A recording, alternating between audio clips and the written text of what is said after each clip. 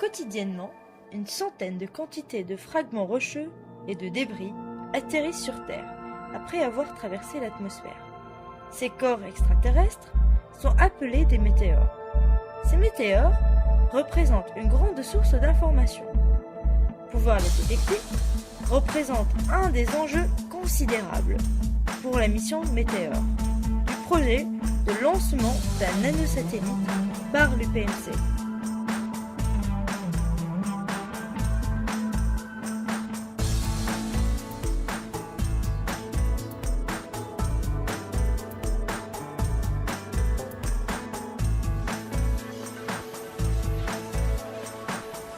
Notre rôle est de réaliser une chaîne de traitement d'images afin de détecter et caractériser ces météores.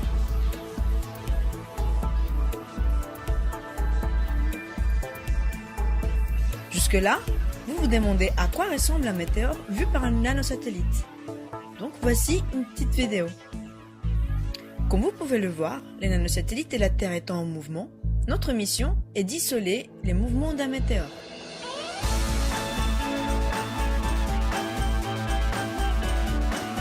Avec ce type de vidéos et les hypothèses initiales, notre équipe a commencé à réfléchir à comment aborder les sujets.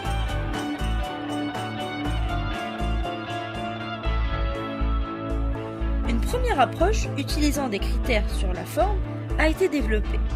Le mieux peut-être pour nous, c'est de commencer par détecter le mouvement avec un algorithme adapté au temps réel.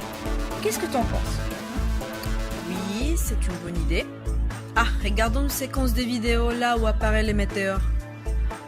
Ok, la caméra est en mouvement. Travaillons donc avec une méthode de flot optique avec l'algorithme de Luca Canadé. Un bruit est toujours présent après la détection du mouvement. Quelle est donc la solution pour éliminer ce bruit ?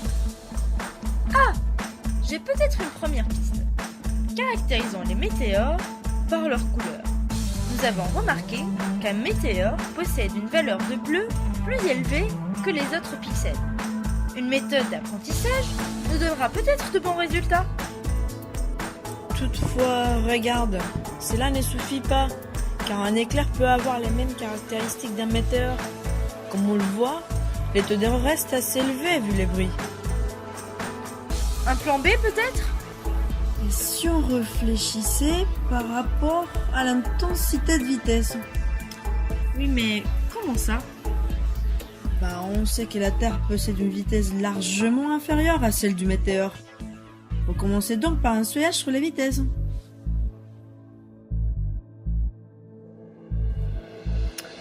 Ah !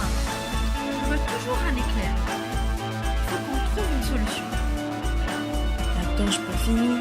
Je pense que tu as dû remarquer que pour deux images successives, la direction d'un éclair n'est pas la même, tandis que pour le météore, la direction est constante. On peut exploiter ça.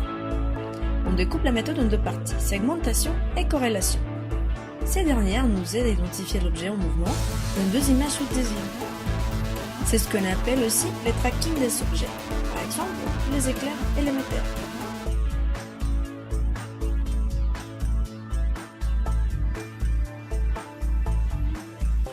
Mais tu sais, notre algorithme sera embarqué sur un nanosatellite et devrait être le plus robuste que possible. J'ai donc pensé à une amélioration par rapport à la comparaison des orientations. Pour pouvoir enlever les objets qui ne nous intéressent pas, s'il en existe encore après les tracking, nous comparons l'orientation qu'ils suivent dans deux images successives. Si celle-ci n'est pas constante, l'objet est éliminé. Durant ce projet, nous avons exploré plusieurs pistes. Beaucoup d'entre elles ont été écartées. Notre équipe a travaillé sur un prototype codé sur MATLAB. Nous avons proposé une solution possible pour la détection de météores. Nous espérons avoir apporté notre pierre à ce grand édifice et que notre travail contribuera à la réussite de la mission Météore.